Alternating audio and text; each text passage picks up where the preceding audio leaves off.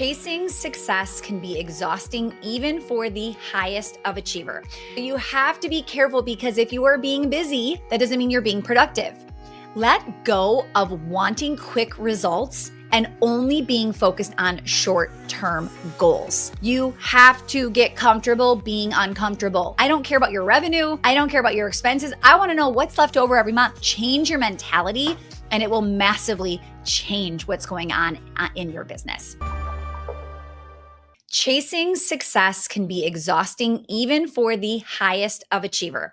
So we're going to be talking about 20 principles that will make success start chasing you. It'll be inevitable.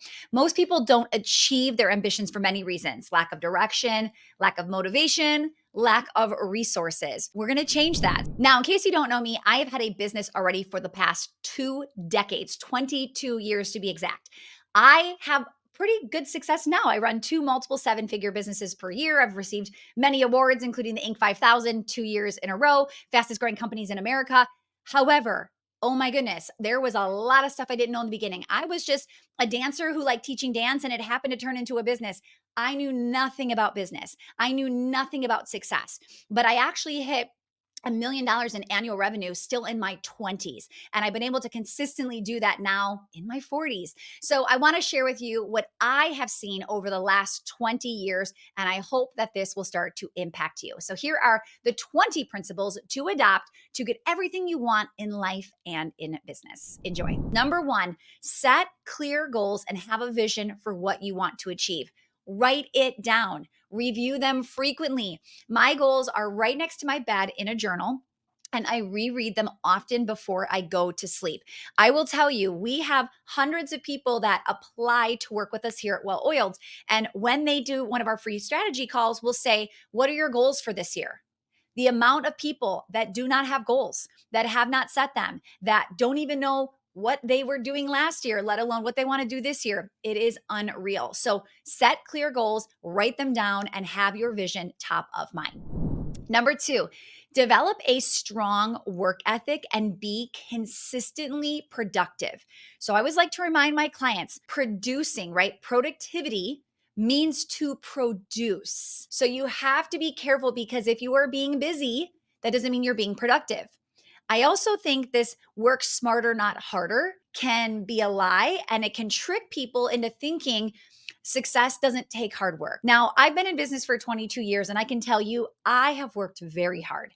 I have worked my butt off. Now, I do believe I am somebody who works smarter, not harder, but I still work hard. And you are going to need a work ethic to produce something great. Okay. Number 3, embrace continuous learning and personal growth. So I had just posted this on Instagram. I've been in business 22 years. I found my first coach at age, well, I should say 19 years ago. Okay. I'm like, I can't even remember. So 3 years into my business, I realized I needed help. So for the last 19 years, I have always had a coach, whether that's a private coach, a group coaching program, a mastermind, something. I have never in 19 years had a gap in coaching. So not even a day where I was looking for the next person, right? I would always have the next coach lined up before I would even leave the last coach. That is how important I believe the continuous learning and personal growth is. So yes, I think getting mentorship is huge, but also I am investing, in my time with podcasts, with books. I'm always reading, I'm always learning. I'm like stalking certain people's funnels and their business models and watching what they're doing and just consuming that because I'm looking at, okay, they're where I want to be, right? What are they doing that I'm not doing to change my behavior? So in the last, 20 years, I've already spent over $1 million on my education, not including my bachelor's degree. Okay. That's $1 million in coaches, mentors, programs, masterminds, you name it. All right. Number 4, take action and persist through challenges and failures. You have to get back up. You like how strong you are, how resilient you are tells me how successful you're going to be. Okay. I am in many groups, like I just said, and there are some people that come in there and they're just always down and always negative, and the sky is always falling. And just the way they speak about their challenges, you can tell, do they really have what it takes to make it? Because you're going to fall. You're going to fail and you have to get back up. You will be pushed down, but the way you react, right, will directly impact your success. So you've got to get used to people saying not great things about you. You have to get used to reading a horrible Google review or wherever you get reviews, right? It's going to happen. I remember there was a time when I was small enough that I had all 5-star ratings and I never had complaints and I never had any of that. But then I started to get big. And the bigger you get, the more I realize you'll never please everybody, right? There's just no way. Like, we have thousands of clients, and the bigger we are, like, somebody can just rave about us, and the next person's like, this is horrible. And you're like, what? Like, how do I do this, right? If 90% of people are happy, but it just takes that one person, you've got to get okay with that. You have to be able to hear it and take it and move on. Okay.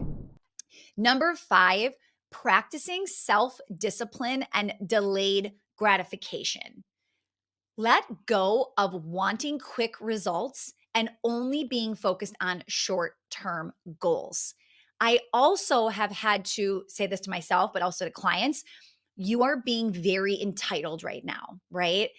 There's been times where I'm like, but I've been doing this for so long, right? I shouldn't have to deal with this anymore. I've already gone through XYZ, right? I've already been doing this for this many years, or how did she do this when I've already been doing that? Okay. That is called entitlement. And I can be very guilty of it. And I'm sure some of you can too, because I see it all the time, right? People expect success, which is great, but they expect it in a way that it's like, well, it should be given to me versus I have to work for it, right? And sometimes success takes longer than you want. And practicing that self-discipline and being okay with delayed gratification, right, is going to get you through. All right. So long term, way more important than short term. Okay.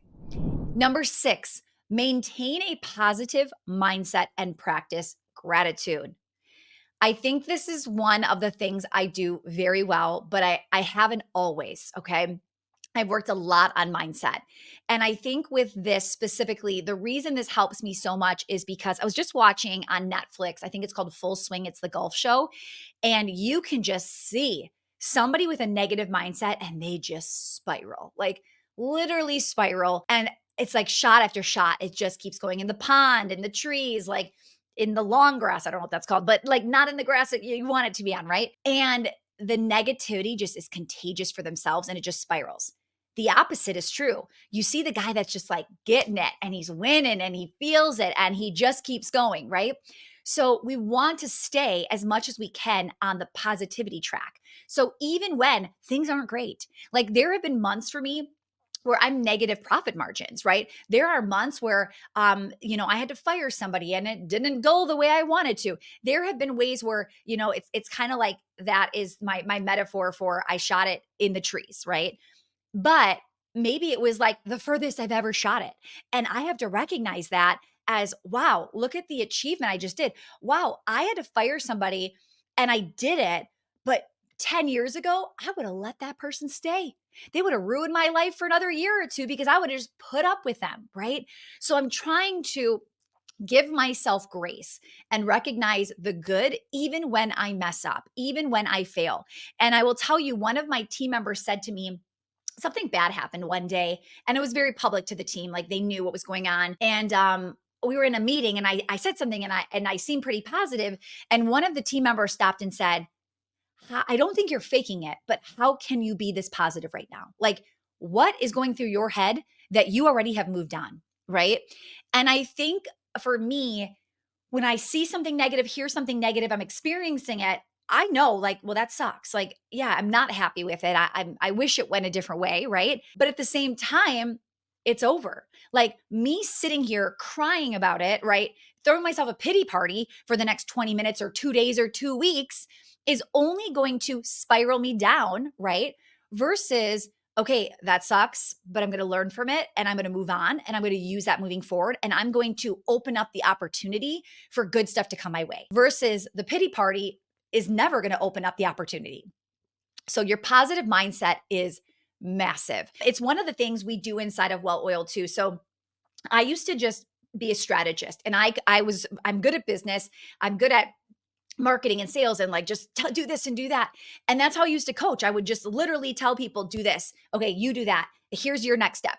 And it was starting to get really frustrating because this girl would do the same, maybe I taught in a training for 30 minutes and she followed it to a T and she had like insane success. And then this girl did it and she's like, it's horrible. It's not working. I tried it. It didn't work.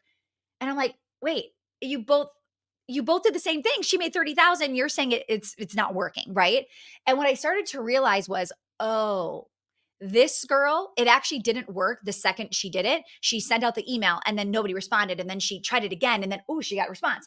This girl, she tried one thing, it didn't work. She was done. And I was like, oh, okay. So if I'm going to be a good coach, I have to know how to get people in a positive mindset to get them to even be in a place where they can hear me. So I actually went on a journey where I started getting mindset coaching and I got certified. Now I'm actually a master certified mindset coach because I can't be a good strategist if the person I'm teaching is in a negative funk. It just doesn't work, right? So now sometimes I'll give somebody a strategy and I'll hear the negative. I'll feel the energy of them saying like, well, I tried this and right. And I'll pause them and I'll stop with strategy and I'll immediately just go to their mindset. I'll immediately go to like, okay, and then what did you do? And then why did you stop there? Okay, but what if you, right? And all of a sudden, I can feel a shift with them and they'll try it again and it starts to work. So I'm telling you, if you're just like, Stacey, give me skill set, right? Strategy, half of it's not going to work for you, right? If you're not in the right space. Number 7, surround yourself with supportive, like-minded people. There are a gazillion reasons for this. I could do an entire episode just on this itself, okay? One of the best reasons I like to be around supportive, like-minded people is because I think bigger when I'm with them. So I'm from Wisconsin. I live in like a small country town. I can literally see 2 farms out the front of my window. If I looked out other windows, I could see more. Like that's where I live. I'm not seeing, crazy big success stories where I live, right? That's just not the norm. If I lived in LA or New York or, a higher, just energy place, right? It might feel very different. So for somebody like me, it's really good to go see people playing at bigger games because I might feel big, right? And then I have big goals. And then I get in another room and I'm like, wait, you were smaller than me last year and you have a bigger revenue goal than me this year? Like, what? How is that possible? Right. And then I'm like, wait, if she's thinking that, why am I not thinking that? Right. So it really helps me just think bigger. It also lets me see evidence of what's possible. So, a year or two ago, I was given some really bad advice of like, your business isn't scalable. You're gonna plateau very soon. And at this specific revenue level, you're not gonna be able to get past it. And I normally would have taken that information. I'm like, oh my goodness, I need to change my business. But because I surround myself with supportive, like-minded people, I had already seen evidence of people playing a bigger game than me than with my business model. So I actually very confidently said, I disagree. And I'm going to keep doing it. And then here I am today, double the size of what that person said to me, double the size with the same model. Okay. So I can set bigger goals and I can be more confident with them because I have evidence that yes, it's possible. I've seen it. I have 3 friends that are doing it, right? I've seen 10 different people in a completely different circle doing it. So if you aren't in those bubbles, if you're just by yourself, in your office, in your building, in your wherever, right?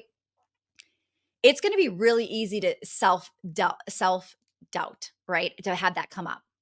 And if you're doubting yourself, right?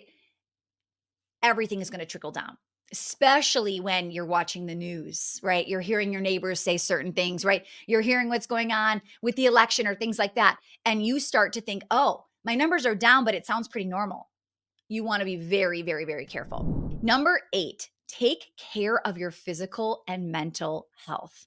This has been something that I've been on a journey for a long time, but I really can tell you the healthier I am, the healthier my business gets.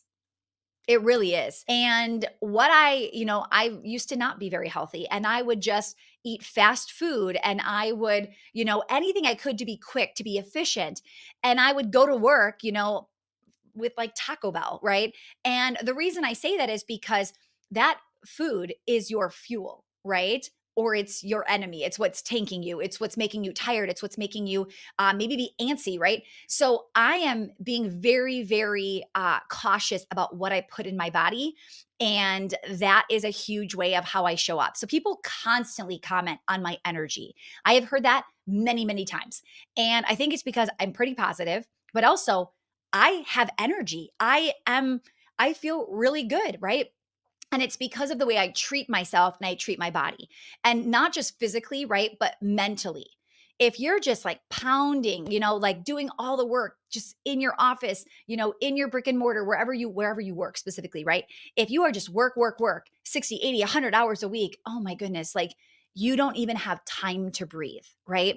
I have a massive to-do list. I could work 24 hours a day and not be caught up. Okay. I have big goals. So trust me, there are many things on that list. But I wrap up my workday when it's time to wrap up my workday, right? So today, my oldest has a volleyball game. I am wrapped up at 3. I am going to pick her up from school and I am done the rest of the night. There were times when like that would have killed me because I knew I could keep working to 8, or could I bring my laptop with me, or no. Okay. So now I'm really being conscious of what I eat, taking walks, having boundaries, stopping certain, times of the day, not bringing my computer into the bedroom, right? Like if you have a laptop, it can be very dangerous, right? Because you can bring it everywhere and anywhere. So be really, really careful. Now, if you've heard a golden nugget so far, maybe a new one, maybe a good reminder, something that you want to do, make sure to hit the like button on this video. I will greatly appreciate it. Number 9, manage your time effectively and prioritize important tasks. Hey, are you a business owner that's looking to not just increase their revenue, but actually have it positively impact your profit without you working more? Because let's be honest, there isn't any more time in the day. If so, I want to invite you to my free training called Protect Your Profit. I'm going to be breaking down our 3-part well-oiled operations framework. We're going to be going over the plan, the people, and the process. This training is completely free. We've already had over 100,000 small business owners join us, as this is one of our most popular trainings in You're in Luck, because we've got another one coming up very soon and it will be live. The strategy I'll share in this training is how we landed on the Inc. 5000 fastest growing companies in America list the last 2 years in a row. And I'll show you how to create a winning team of revenue generators, people that actually make you money, not cost you money, even if you don't think you can afford it. Go to welloiledclass.com and get registered for free. You'll walk away from this session with strategies you can actually implement and apply immediately, as well as I'll be gifting my 16-page hiring handbook, how to recruit, hire, and train top-tier talent. So come hang out with me and a few other 100 small business owners who are all looking to scale their business while scaling back their time. So get signed up for free at welloiledclass.com or click the link in the show notes and I will see you there. So we kind of just talked about this. Your job will it'll take you as long as you give it, right? So if you decide, well, I'm going to squeeze in at 4, up to 4, and then I'm going to quick eat dinner with my family, and then I'm going to come back in here. I'm going to put the kids to bed, and then I'm going to bring my laptop into my bed, right? It will take as long as you give it. So don't give it all day, every day, right? Take off on the weekends if you need it. Now, I'm not here to tell you you must work 4 days or 5 days or 6 days or 7 days or whatever that is. I am here to tell you, like, you need to figure out what's good for you. I typically work 5 days a week. I typically take off on Saturdays and Sundays. My schedule right now in my season is that I have a very similar schedule to my children's school. That works for me. So I'm not here to tell you shouldn't work on a Saturday if you're childless and you're on your own on a Saturday and you would love to work on a Saturday. Great, do it. But what I am saying is know your boundaries. Know when you need to recharge, when you need to rest. I don't think it's sustainable to work 7 days, 70, 80-hour weeks. I just don't. I've seen it. I've seen it with clients, and they are not the ones excited. They are the ones burnt out, or they're the ones always coming to me with like problem after problem after problem, because it's like they can never, get their head out of the sand because they're just like in it constantly. Okay. One of the biggest tips that is helpful for me with managing my time effectively is really knowing my top 3 for the day. So every day I usually have a journal or something right here, right next to me. And the first thing I do when I get into my office, and honestly, I usually do this more at the end of yesterday, is I'll write down the top 3 things I want to get done today. Okay. So today, my big three that I wanted to get done was I actually am recording three of these podcasts back to back. I'll give myself like a few minutes to rest my voice, drink some water, and then I'm back with the next one. And I am going to feel so accomplished if that's all I get done. Literally, if I could just get these three done, I'm good. Okay. So get your top three for the day every day. Number 10, develop strong communication and interpersonal skills. Okay. I would never have thought this was that important. Like, I didn't realize how much communication is everything you want. Like, literally, communicating to get what you want is what we're talking about. So, I will tell you, you need to become an amazing salesperson. I know how to use words to find a win-win and get what I want. That's sales, right? And I have to sell people to want to work for me. I have to sell people to want to stay working for me, right? It's not just selling to customers, but it's selling to the partnership that you want to work with somebody, right? It's getting somebody. I actually just got a really good deal yesterday. Somebody was trying to negotiate with me on a contract that we're signing, and I was like, "Listen, here's what I want. Here's how it could still be a win for you. What do you think?" And you guys, literally, they proposed, I'll tell you this, they proposed a certain number and I 10x that number, but told them why it was still a win. And they said yes to me. Sales, communication. So I used to think, I don't want to do sales. I don't want to learn sales. Like, I'm not a salesperson. That was killing my business. The second I understood that sales is one of the most crucial skill sets for an owner to have, right? Business started to become easier. Why? Because I know how to talk to people. And I'm not talking about I know how to manipulate people. No, I know how to educate people and say, here's why this is a win for you. Here's why this is a win for me. Let's do it, right? And my energy, my enthusiasm, they are like, let's go, let's do it, right?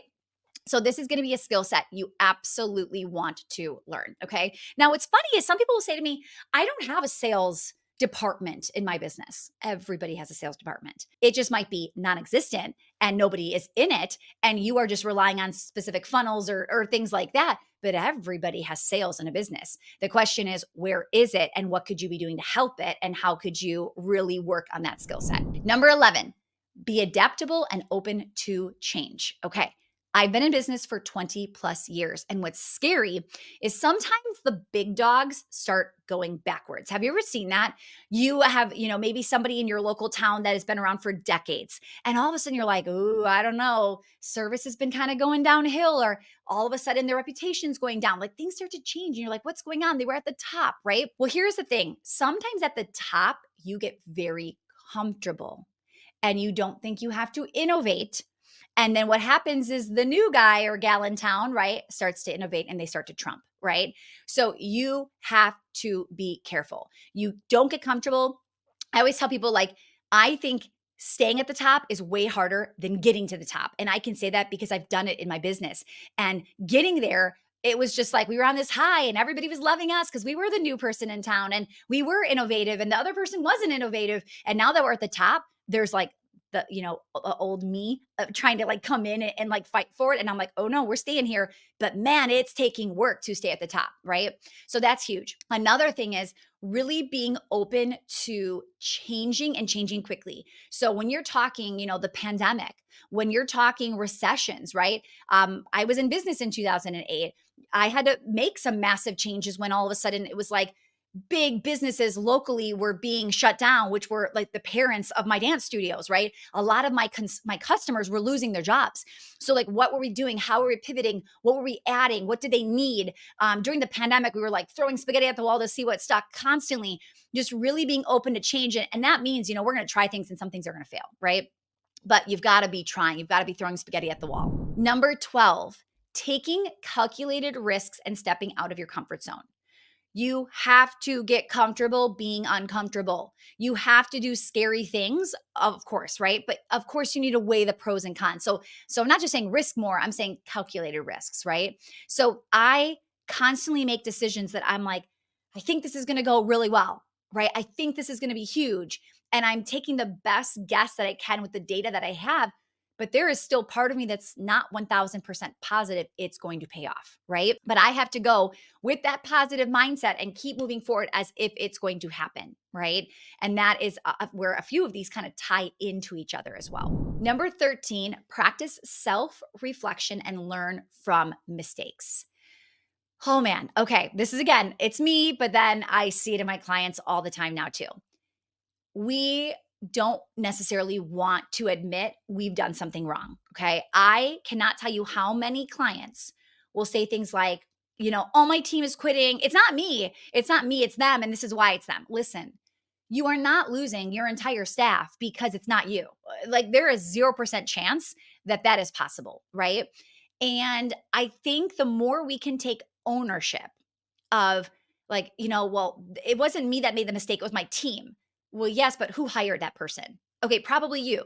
And if it wasn't you, you probably hired the person that hired them, right? So you still have a part that you've played in this role. And the more you can take ownership, the faster you can fix things. But the people that I notice my clients that struggle the most to move on from their mistakes are the ones that don't own them. The ones that want to easily blame, it's where I live. It's who I have on my team.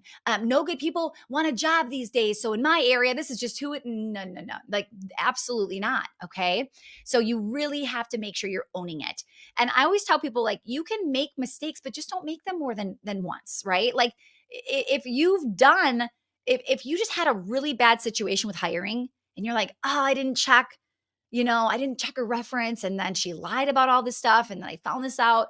Give yourself grace. Now you know. But the next time, you better check her references, right? You better do the work you didn't do this time. Don't allow yourself to make the same mistake twice. Number 14, cultivate passion for your work and life pursuits. So you have to be in alignment with something you love that you get excited to work on every day. So I currently have 2 businesses, but I have had way more than 2 businesses. I have done many things. And some of those things I've shut down, I've sold, I've quit, I've just gotten out of. And the reason for that is sometimes I can allow myself to get excited about something. And maybe it's like, oh, this could be a good quick cash opportunity to fund this thing. Oh, maybe this could be, I don't know, right? Like something pulls me away or tells me it's a good idea. And then I can tell it's just not in alignment with me and I'm not in love and I'm not excited and I start to dread it and I just need to scrap everything that I'm dreading, right? I need to let go of things that are not fulfilling me. And I will tell you this, sometimes you have to do that unfulfilling work in the short term, knowing it's going to help you achieve the long term, okay? Sometimes it is necessary, okay? So what do I mean by that? Maybe cash flow is so bad that maybe you've picked up a second job doing something, right? And you hate it, but you're doing it and that money is funding the business and getting you back on track, right? That is possible. I've had to do things like that where I'm like, I don't want to do this, but I'm going to, right? Or maybe in my business, I decide, okay, for instance, I don't do private coaching, okay? It's just not something I am able to do at the moment. I just don't have time for it. I know I could easily, if I announced I was doing one-on-one, I think people would eat that up pretty quickly. So for instance, right now, it's just not the best use of my time. But let's say all of a sudden I needed cash and I needed it tomorrow. I could probably announce like one-on-one coaching right now and fill it up, right? So I may have to sacrifice temporarily to go after the big thing, okay? But what I'm saying is ultimately, those should be short-term sacrifices. It shouldn't be like 6 years of you still doing the thing you hate, okay? So you really want to get in alignment. And I will tell you, every time I've had to pause what I'm doing, sit, reflect, figure out what I want to do, and I pivot my business. I've pivoted many, many times. The pivots are scary, but man, they always work out in the end when I'm in alignment with what I'm lit up about, because my energy, my passion comes through and my clients can feel that and they want to work in whatever capacity that is. Number 15. This is a big one, big one. You have to develop financial literacy and you have to know how to manage money wisely. The amount of times I have heard a business owner say, oh, I'm not good at math. Math isn't my thing. Okay. If you own a business, that is a phrase you do not get to say. You better get good at math, because do you know what business is? Business is math. Business is how much you make minus how much you spend equals what your business is worth, what you're left over with, what you actually get to keep. You know what that is? That is math. And if you are not good at this number minus this number equals this number, get out of business, because that is literally what it is. And I will tell people, especially after the pandemic came in, we would have seven-figure businesses that were producing seven figures a year. And then the pandemic hit. And they would go from 1.2 million to 700,000 in annual revenue, let's say. Okay. This is very common for a lot of businesses that maybe were shut down and things just changed. And I would see these business owners pretending they were still at 1.2 million, spending the same staff, same expenses, same everything. And I'm like, what's happening here? Because you're not at 1.2 anymore. Okay. So last year you were at 1.2. You barely broke even with like 1.1 something, right? You have barely any money left over. This year you're only at 700,000, but you kept your expenses. So now 700 minus 1.1, you better get good at math, right? So we have a profit focused like framework that we do here at Well Oiled. And that is the number you need to know more than anything. I don't care about your revenue. I don't care about your expenses. I want to know what's left over every month. I want to know what your annual profit margin is at the end of the year, right? And that is what you need to get good at. Now, what's great is this is pretty simple math. You don't need to be doing calculus, right, to find out these numbers. So again, it's not an excuse that is acceptable. You've got to let that go and get it out of your vocabulary immediately. Number 6, build and maintain a strong personal brand. Okay, now this one might feel like out of left field, and I want to just explain a little bit. So this was like a happy accident for me that really has panned out that a lot of people don't even realize is an opportunity. So I have brick and mortar dance, music, acting schools for children in Milwaukee, Wisconsin.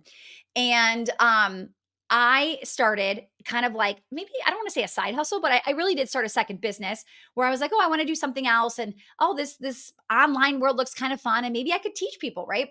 So I just started getting on camera, which I was not good at, right? Everything you try for the first time, you're not very good at. But I started just getting on camera and talking out loud and building an Instagram and Facebook and all of these things. And the business wasn't even like successful yet, right?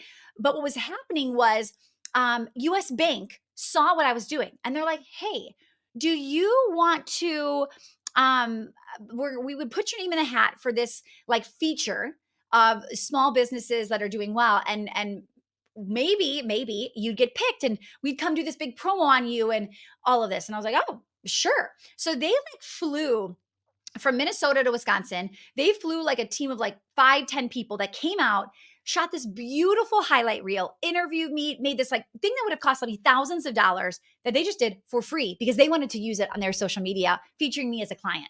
Huge win-win. Now, I said to them, she said, the reason I'm asking you is because I see you do a lot of stuff on camera. And we have a lot of amazing business owners, but when I ask them about doing this, you would think they would say yes. She's like, they're scared to go on camera. So I see you're already on camera. Like, would you be interested? So my point is, because I was maintaining and building a strong personal brand, my brick and mortar was getting opportunities. So what's interesting is after US Bank featured me, they then love my story. And they're like, hey, can we nominate you for this small business person of the year? I'm like, sure. All of a sudden I got that. Then the papers are picking me up. All of a sudden clients are reading the paper, signing up for my program. Fox Business sees I'm the small business person of the year. They ask if they can interview me during the pandemic.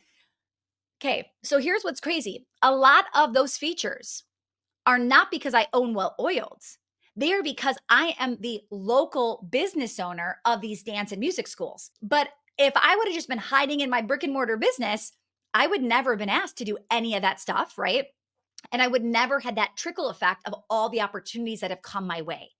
So my point is, by being more than just like hiding behind your business, right? Actually having a personal brand, giving yourself a voice, sharing more information, it has really impacted my business a lot. So I want to share that and put that out there. Number 17, practicing integrity and keeping your word. Your reputation is everything. This is one of the reasons that I love systems so much, because systems keep you consistent, and consistency makes it easy to keep your word. Okay. So when you don't have systems and you do something, right, for a client, and then another client has the same problem and you treat them differently and they end up talking, or they're like, wait, they gave you that? My friend had that happen and they gave her this. And it's like, what? I only got this. What do you mean she got that? Right? That's the kind of stuff I'm talking about. And people look at you like, wow, like this is not a great place to go. Can you believe she did this? Or can you believe he did that? So your reputation is so important. Your brand is what people are saying about you. And when you are doing, and you're not even like maliciously breaking your word, you don't have a specific set example of what to do. You're pulling things out of your head. So you're going off of memory. You're like, oh, wow, this happened. Yeah, let's give her that. Oh, wow, we messed up here. Let's do that. But when you're doing that, right? The customer might start to get upset if you're inconsistent and you're treating people differently. So by practicing integrity and keeping your word, right, having those systems in place will just make it easier, that make it much simpler. So we have many things like this in our business. So for instance, you might even have like a decision tree. A decision tree is when you might say, okay, somebody complains about the product they got sent in the mail. The box was open when they got there and the things were all broken inside. So they called and they emailed. What do you do? Okay. Well, it might be like, well, was this our fault? Was this you know what I mean? And a decision tree is like, it almost gives your client, your employee, okay, what's my next question? Oh, okay, ask her this or check on this, right? And it just keeps kind of going down the path. If we're here, it's like now where do we go? Option A, B, or C, right? And we keep moving down. So that's a big one to start helping your team make decisions and keep consistency. Number 18, embrace failure as a learning opportunity. I kind of already talked about this with that mindset and not getting down on yourself, right? Staying positive, letting it go, moving on quickly. And I think we just need to, the reason I wanted to bring it up again in a different way is you almost have to normalize failure, right? You have to understand that everything you do is not going to work out, right? So if you're getting upset, if you're like, why am I even doing this? Why am I still like, how could I be in business for 10 years and still be having this problem? How could I, right? We feel, right, that we have earned success and that we deserve better than what we're getting. But we have to remember we signed up for something, right, that there are no rules for. And some of us never learned about business, right? I was just good at dance. And all of a sudden I'm trying to figure out how to manage money and, pay the bills and hire employees. I never had employees. I was never even in a normal 9 to 5 to like understand what a manager could say to you and didn't say to you, right? Like that's just not the world I came from. So I failed a ton. Okay. So help me normalize failure in the comments right now. I would love for you to say, like, failure is a part of this, right? How many times have you failed? Probably too many times to count, right? So I want to show this community like this is normal. We've all done this, right? You need to forgive yourself and you need to move on, right? Now, sometimes I did say don't make the same mistake twice, but sometimes we do. And when we do, we need to just stop for a minute and go, why did I do this again? What am I going to learn this time? And what did I not learn the first time that allowed this to repeat? Because let's be honest, I say, please don't make the same mistake twice, but I've made the same mistake twice. You probably have too, right?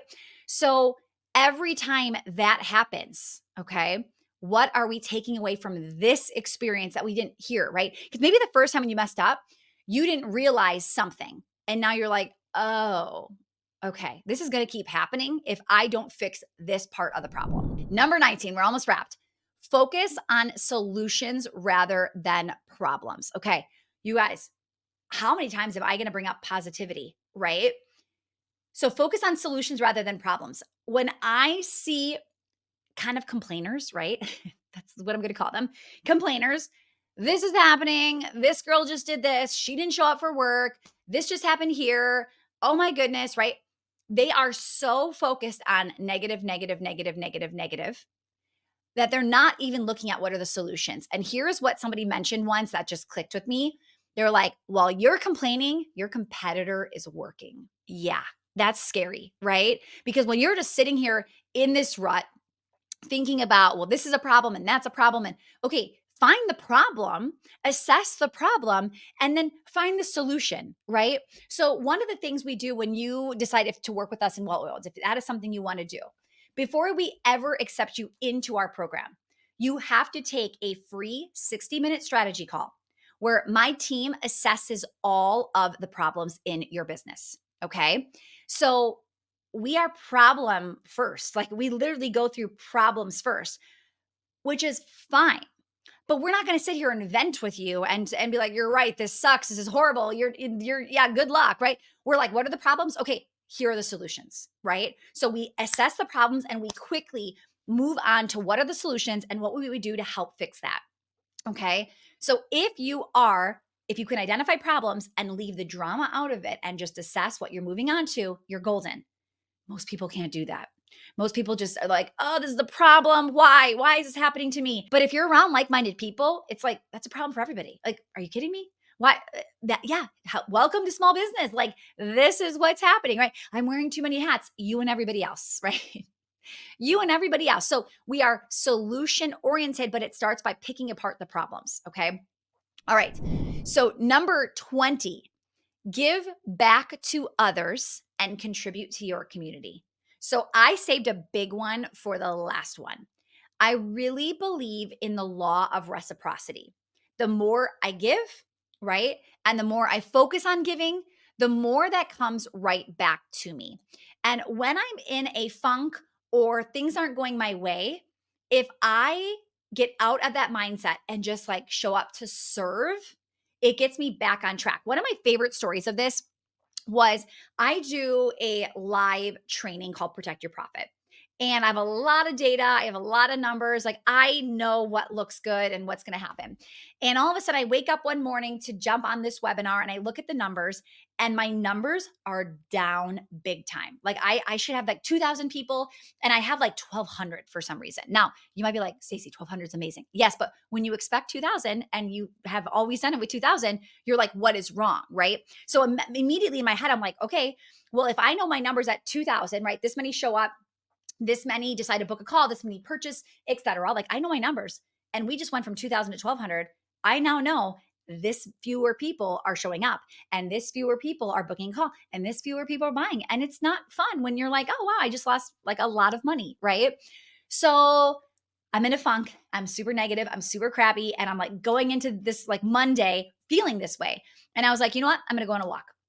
So I go on a walk, and I am like, you know what?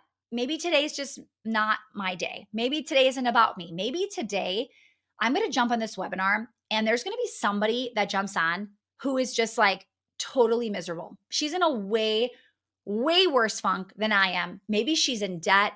She's like working 70 hours, 80 hours, and she is struggling and she wants to quit her business. And maybe she's going to jump on and she's going to watch my training and she's going to completely feel differently when she's there. And today's the day I change her life. Okay. So I say this to myself and I really start to believe it and feel like, okay, you know what? Today is not about receiving. Today is about giving. And I'm going to show up today. I'm going to give my heart out and I'm going to be there for that person that needs me. Okay. Here's what's crazy. I go on that call. The number, right, is significantly less. The show up is the same percentage it usually is. And we book more calls than the last training I did with the way larger number. So I'm not just acting like this is woo-woo, like focus on giving, the universe will get back to you. I am saying when you focus on giving, you show up differently and people feel it. When I say people comment on my energy, I think they also comment on the way that I show up and the intensity I have to help actually teach them, right? They feel that. And that's what changes their opinion of like, do I want to work with her or not? So, how can you get out of your funk and focus on giving in that moment, right? Maybe you're like, why is this employee not getting this? Why is she? Whew. What can I do today to help that person on my team step up? What could I teach her? What could I share with her? What learning lesson could I explain today? How could I just pour into her? I will show up less annoyed, less frustrated, less resentful. And guess what? She's going to feel that. And that might be what she needs to start getting on her positive spiral. Okay. So that's what I want you to think about. This last one really is when you're in a funk, you're thinking about yourself and you're forgetting about the person you're trying to serve with the product you have. Because I know if you're listening to this and you have a business, you have built something that you believe is amazing and it's going to impact people, right? Whether it's a product, a program, or a service. Well, when you're down and in your funk, you're thinking about you and your results and your financial situation and your bank account and your numbers and right, all of that. We're not necessarily thinking about the person we created that product or service or program for. So change your mentality and it will massively change what's going on in your business. All right. What is the most impactful one you heard? Maybe it's like the best reminder. You already heard it, but you're like, I'm doing it. What are you committing to? What was a big one that you heard that you're like, wow, I need to focus on that? Put it in the comments below. If you have any questions, please blow up the comments as well. I'll be happy to answer. But that is it for the Well Oiled Operations podcast today. Make sure to like, subscribe, share, rate, review. It means the world to me that you watch or listen. My name is Stacey Tuschl, your guide to streamlining and scaling your business, and I will see you in the next video.